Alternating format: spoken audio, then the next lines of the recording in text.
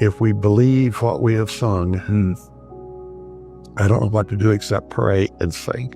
This is what we do. Yeah. In good times and bad times, we sing. For over 60 years, Bill Gaither and his wife, Gloria, wrote the songs that carried millions of people through their darkest moments. I'm going to sing just as long as it takes for a song to make sad, happy spirits, heavy spirits free, okay? But now, Bill is the one living through his darkest moment. And what he said about Gloria's diagnosis left everyone around him in stunned silence. Something wrong? I said, yeah, it's pretty bad. We all sat down. All my life you have been faithful. All thy life you have been. So we sang it. We all gathered around, bawling our heads off. All my life. The goodness of God. Before we get to what happened with Gloria, you need to understand something about this couple, because their story isn't just a love story. It's the foundation of modern gospel music as we know it. Bill and Gloria Gaither didn't just write a few hymns. They wrote over 700 songs. 700. Songs that have been sung in churches on every continent. Songs that have been translated into dozens of languages. Songs that people have clung to during funerals, during hospital stays, during the moments when faith was the only thing they had left. Their homecoming concert series became a global phenomenon. Millions tuned in to watch gospel legends gather, sing, and share their testimonies. For decades, the Gaithers weren't just musicians. They were the heartbeat of an entire movement. But none of that fame, none of those accolades, not even the Grammy Awards could prepare Bill for the phone call that would change everything. And here's what most people don't realize about Bill and Gloria's relationship, because behind those smiling faces on stage, there were years of struggle that almost ended everything before it even began. To the origin story. Bill Gaither was born William James Gaither on March 28, 1936, in the small town of Alexandria, Indiana. If you've never been to Alexandria, picture a quiet Midwestern town where everybody knows your name, front porches still matter, and Sunday morning means one thing: church. It was the kind of place where community shaped character, where neighbors looked out for each other, and where faith wasn't just something practiced on Sundays, but something woven into everyday life. Bill's parents, George and Leela Gaither, weren't wealthy, but their home was rich in one thing: music. Hymns played constantly. Gospel records spun on the turntable, and young Bill soaked it all in like a sponge. Even family gatherings often turned into spontaneous sing-alongs, with voices blending together in harmony around the living room piano. By the time he was a teenager, Bill wasn't just listening to music anymore. He was writing it. He taught himself piano and guitar. And even then, the people around him noticed something different about the way Bill approached a song. He didn't just want a melody. He wanted a message. He wanted to tell a story that could reach somebody who was hurting. After high school, Bill enrolled at Anderson University, then known as Anderson College, where he studied English with a minor in music. But honestly, the most important thing that happened at Anderson had nothing to do with any classroom. It was where he met a young woman named Gloria Gaither. Gloria was sharp, creative, deeply faithful, and she had a gift with words that stopped people in their tracks. She loved writing the way Bill loved music. And when those two passions collided, something extraordinary happened. They became friends first, then collaborators, then something much deeper. In 1962, Bill and Gloria were married. And that wedding wasn't just the start of a marriage. It was the start of one of the most powerful creative partnerships in the history of Christian music. But here's the thing nobody tells you about the early years. The Gaithers didn't become legends overnight. In fact, There was a period where they almost gave up on music entirely. In those uncertain days, when the future seemed unclear and the dream felt fragile, the couple often wondered whether their calling would ever truly take shape. And yet those very struggles would eventually become the foundation of the music that would inspire millions. The struggle years. For the first several years of their marriage, Bill Gaither and Gloria Gaither both worked as school teachers. Not because they wanted to, because they had to. The music wasn't paying the bills.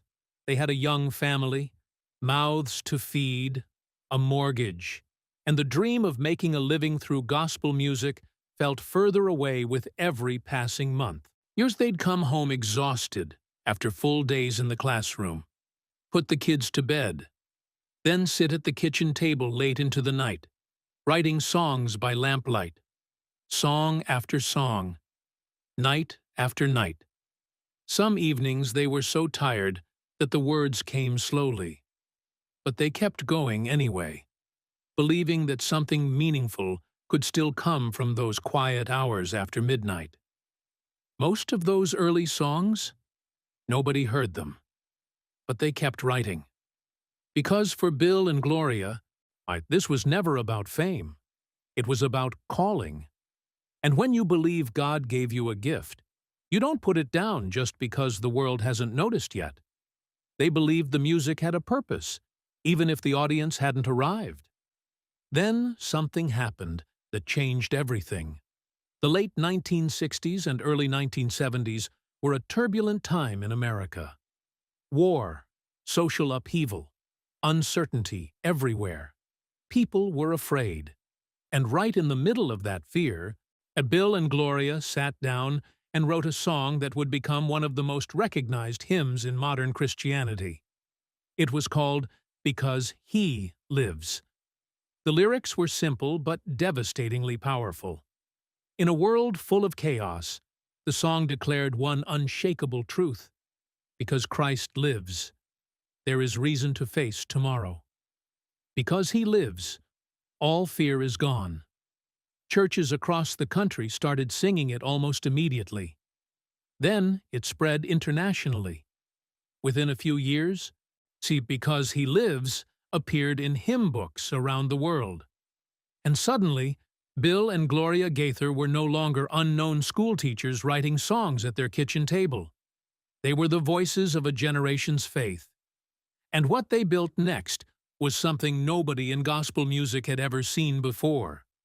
But it's also what made Gloria's eventual diagnosis hit so much harder, because by the time the news came, everything they'd built together was on the line. What began as a fragile dream shared by two tired teachers was slowly transforming into a ministry that would reach millions of people around the world. Building an empire. After Because He Lives broke through, the songs kept coming. He touched me. Something beautiful. Let's just praise the Lord. One after another, the music written by Bill Gaither and Gloria Gaither became the soundtrack of the American church. But Bill had a vision that went beyond songwriting.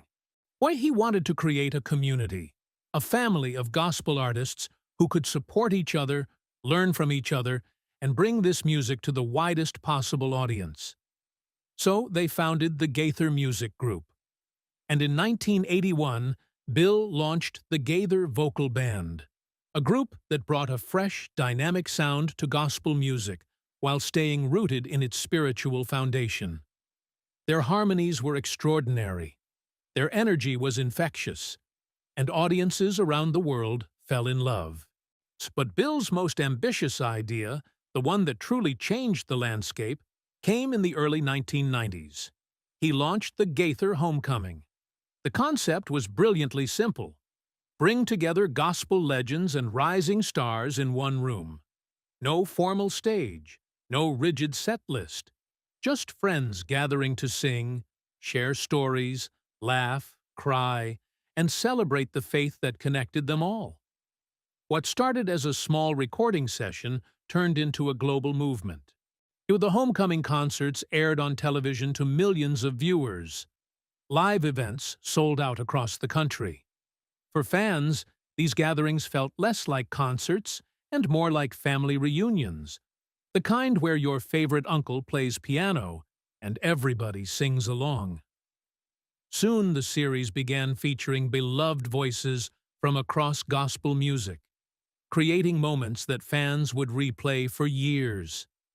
And through every single moment of this incredible rise, Gloria was right there. Not in the background, at the center. While Bill was often the face on stage, Gloria was the soul behind the words. Her lyrics didn't just rhyme, they ached. They questioned. They wrestled with doubt and emerged on the other side with a faith that felt real, not rehearsed.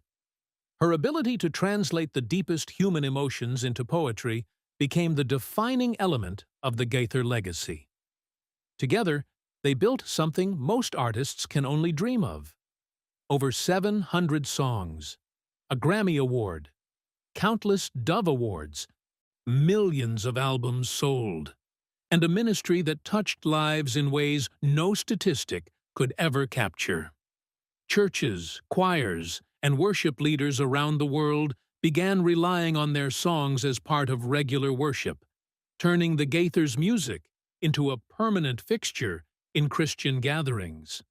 But here's what Bill Gaither learned the hard way. You can write 700 songs about faith and perseverance. You can sing about hope every single night for 60 years. But when the person you love most in this world gets a devastating diagnosis, every word you've ever written gets tested in a way nothing else can test it. Before we continue with what happened to Gloria, if this story is touching your heart, take a second to hit that subscribe button because we share stories like this every week. Stories about faith, legacy, and the real lives behind the music.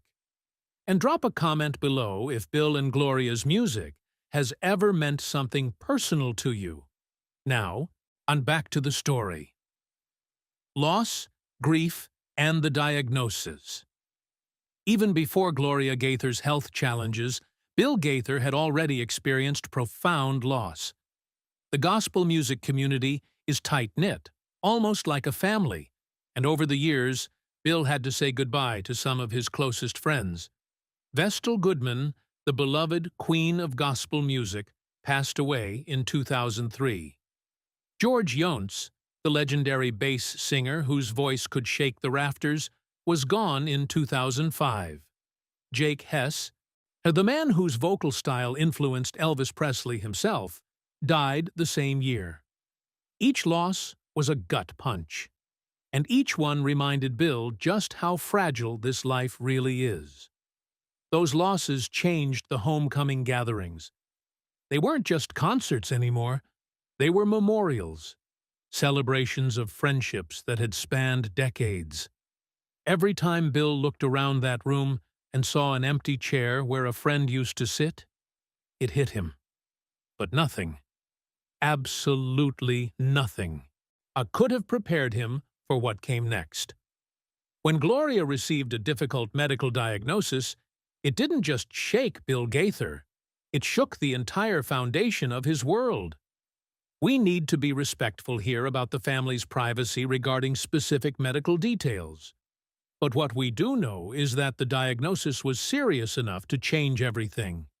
Their daily routine, their touring schedule, their plans for the future. Suddenly, the couple who had spent decades traveling the world and uplifting others found themselves facing a deeply personal battle at home.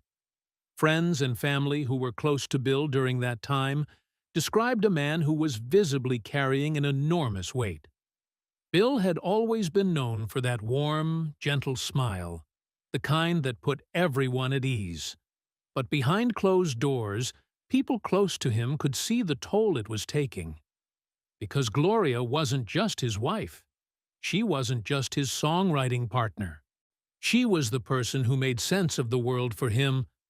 She was the one who could take Bill's melodies and give them meaning.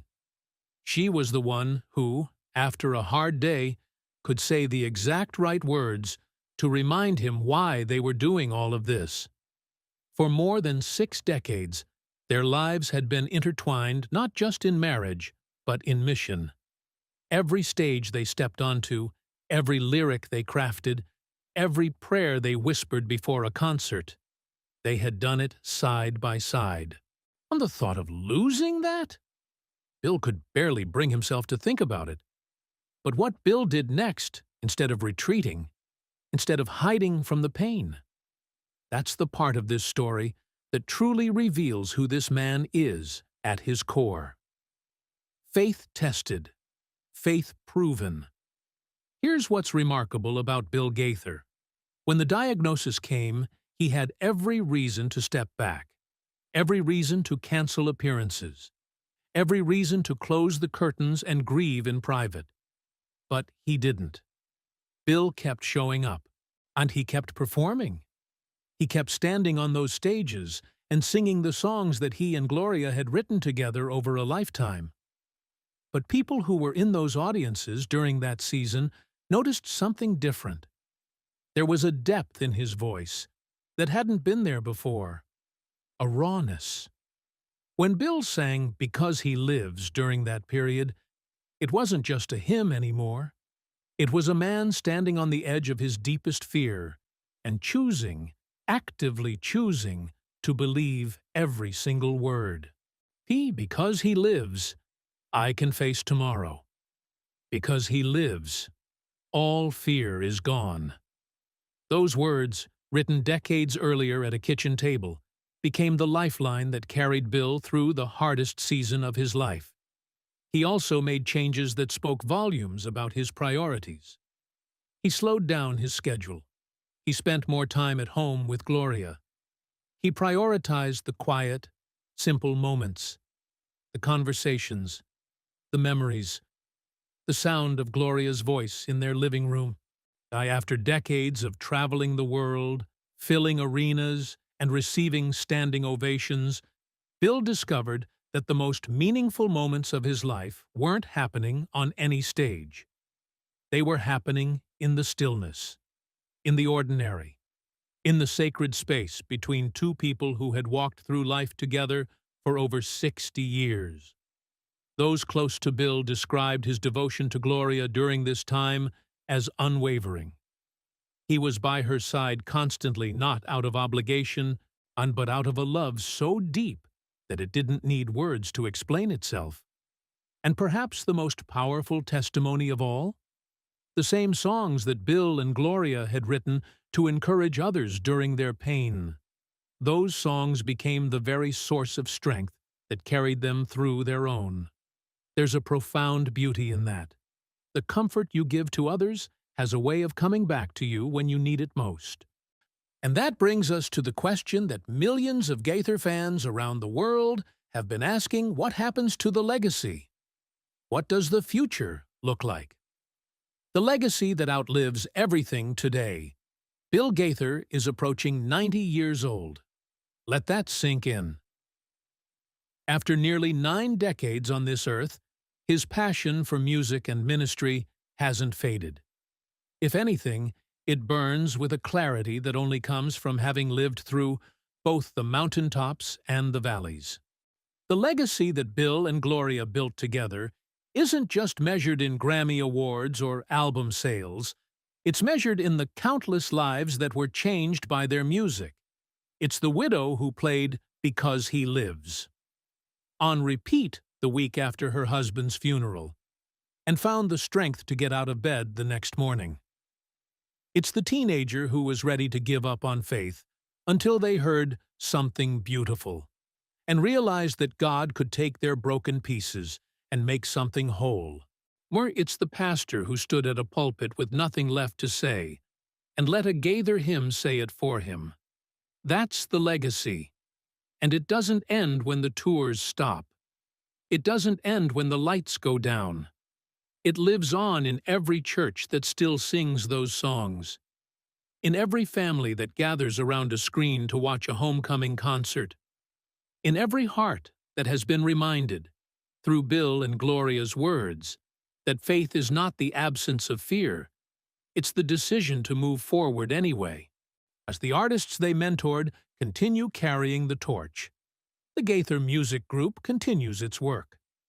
And the songs, those 700 songs, continue doing what they were always meant to do, reaching people in their most vulnerable moments and whispering, "You're not alone." Bill and Gloria Gaither's story was never just about music. It was about two people who believed that faith, love, and creativity, when woven together, could change the world. And they were right. From a small town in Indiana to stages across the globe, from kitchen table songwriting sessions to Grammy Award ceremonies, from the highest highs to the heartbreak of a devastating diagnosis, Bill and Gloria proved that the most powerful songs aren't written in comfort. They're written in the fire. If their story has meant something to you, if their music has carried you through a hard season, share this video with someone who needs to hear it today. And if you want to hear more stories about the legends of gospel music and the real lives behind the hymns, subscribe and hit that bell. We'll see you in the next one.